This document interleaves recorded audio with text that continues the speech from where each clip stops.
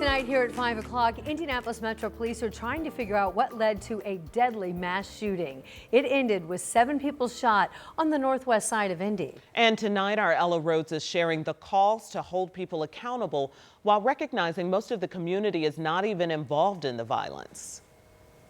57 police officers responded to a shooting on Shore Terrace and Eagle Creek Parkway early Sunday morning. They found 2 people dead and 5 others shot and injured. IMPD Chief Chris Bailey says the 2 men killed were the shooters. Each one of us must take responsibility for the choices we make because those choices can cost lives, including your own. The shots came after a disturbance in the parking lot of this liquor store near a club. Police say one man grabbed a gun from the waist of another man and started shooting. Then the man who had a gun in his waistband pulled out a second gun and started shooting. Police say those 2 men are dead, but there was a third person who may have shot the man who had the 2 guns. 3 o'clock in the morning with booze and easy access to weapons and a hot temper and no skills whatsoever to deal with the conflict are things that happen in the heat of the moment. And unless we know what's going to happen right then and there, it's hard for us to intervene and stop it. Deputy Director of Violence Reduction for the city, Tony Lopez, says they're pouring resources into youth violence prevention. For adults, he says his team actively talks with people on scene to find the root cause of an issue. We are seeing numbers down, but we're still seeing way too many people affected and lost to gun violence. Lopez believes Indy will see brighter, safer days. It's keeping the hope that our community is better than this. Our community is stronger than this. And I would say probably 85% of our community is not even doing this. Chief Bailey says detectives are still interviewing witnesses to determine what exactly led up to the mass shooting. This weekend is a setback, but it does not define our city. IMPD did not provide an update on the condition for the 5 people police say were caught in the crossfire. In Indianapolis, Ella Rhodes, 13 News. And 13 News asked if the nearby club would receive a nuisance order. IMPD says not at this moment because they cannot directly connect the club to the shooting. Chief Bailey did mention meeting with bars on South Meridian later this week to discuss safety. And tonight, a 21-year-old man is under arrest accused of shooting 3 people at a car meetup.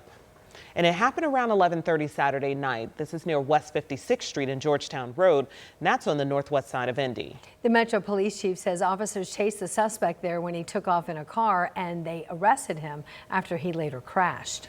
Officers say they searched his car, finding a handgun with a machine gun conversion device. The suspect now faces several preliminary charges, including criminal recklessness. The chief says there could be more charges as detectives work to find more video of what happened.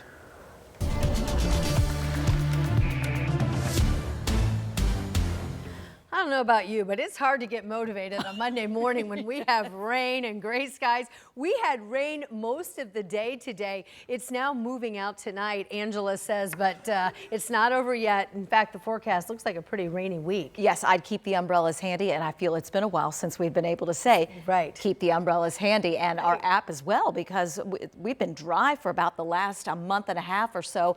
Rain today, and we've got more rain chances and a weather impact for tomorrow that will include the potential of some thick fog that could slow us down early on a Tuesday. So lots to cover on this early Monday evening. We still have rain, and as Ann pointed out, it's been raining most of the day. The steadiest rain is now in the eastern part of the state. So we'll go from the eastern and southeastern sections of Marion County, where rain is still falling around Beech Grove and Acton, over toward Greenfield, into parts of Hancock County, into Newcastle, over toward Cambridge City, into Connorsville, Liberty, up toward Richmond and Economy as well.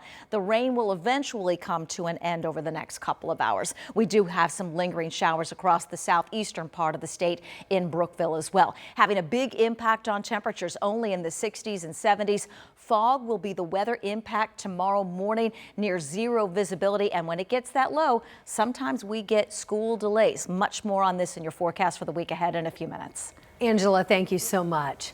We learned today now that a Ball State University employee is suing the university president after she was fired for a post that she made on social media about Charlie Kirk. The conservative activist's death caused widespread reaction on social media, some of which has led to people losing their jobs, including a Ball State employee.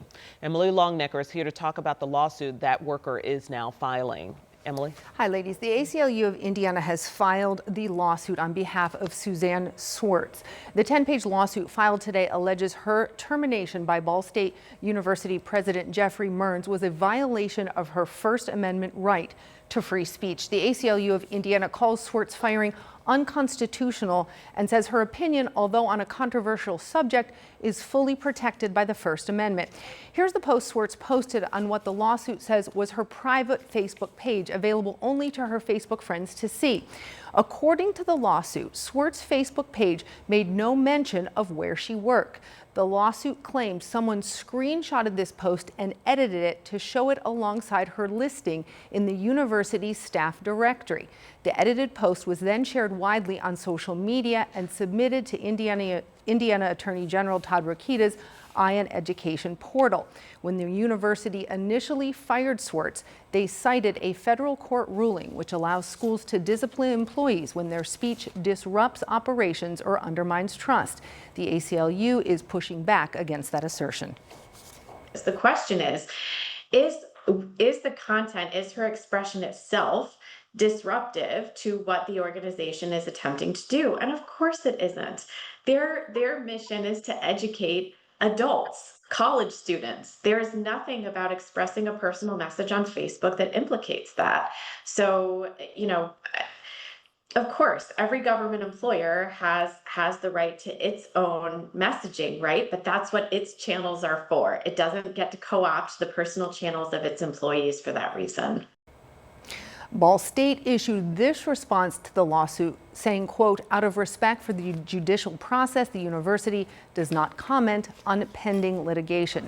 Swartz says she does not regret the post she made and does not take back what she says. She says it has caused her, though, to receive many harassing phone calls and messages, including one that she says that caused her to file a police report because she thought that her safety was in jeopardy. We'll tell you about that tonight at 6. Emily, thank you. Okay. Tonight, the members of the Indianapolis City County Council will determine the future of the Google Data Center. They will be voting on whether to rezone the land in Franklin Township for the center. And it's gotten support outside the council. But at last check, at least 16 city county councilors said they oppose it, which is enough to kill the proposal. Our Alex Almanza has been covering these developments for months, and he will join us on 13 News at 6 with a look ahead to tonight's meeting and what councilors are telling him now about how they plan to vote.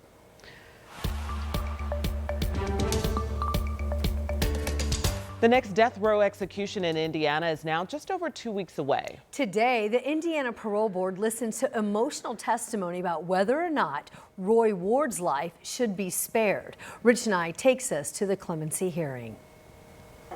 Attorneys for Roy Ward told the 5-member Indiana Parole Board that he is not a severe psychopath, as was presented at trial. Roy is a person filled with remorse. He is a person filled with sadness. Roy is filled with self-loathing. He is filled with shame. These are not the sentiments and the expressions that you hear from a psychopath. These are not the characteristics of a psychopath. Ward raped and murdered 15-year-old Stacy Payne in June 2001, forcing his way into her home in Dale, Indiana, when she answered the door. Ward stabbed her with a knife repeatedly. Stacy's younger sister witnessed the attack and called 911. I cannot imagine the immense pain, suffering, and sheer terror that Stacy experienced during the last moments of her young life, as she was completely conscious during the attack. Ward is pure evil. This monster had the audacity to try and wash Stacy's blood off his hands in her kitchen sink while she lay bleeding on the floor next to him. He coldly and brutally took Stacy's life with unforgiving and unimaginable evil. And what he did to our little girl is too unspeakable to even put into words, but burned into our memories. The parole board will now make a recommendation to the governor regarding clemency in the next few days. And it's only that, just a recommendation. Only Governor Braun can grant clemency. And barring that, Roy Ward will be executed before sunrise, October 10th. In Indianapolis, Rich Knight, 13 News. Thank you, Rich. Ward's attorneys have also asked the Indiana Supreme Court to stay the execution. This over concerns that Benjamin Ritchie may have experienced pain during Indiana's last lethal injection that occurred earlier this year in May. Tonight, an Indianapolis man is spending a year in prison after a 3-year-old boy got a hold of his gun and shot himself. He also will serve 1 year on community corrections as part of the plea deal in the case. This shooting happened in the Department of Public Works parking lot back in August of last year. That's when the boy's mom was in the car with her son and 3 other kids picking up Adrian Rice from work. Rice told police he put his gun on the floor and got out to play with the kids. That's when Rice said the boy got the gun. He's had at least 4 surgeries ever since that shooting. His mom now is scheduled to go on trial for that in April for neglect of a dependent that results in serious injury.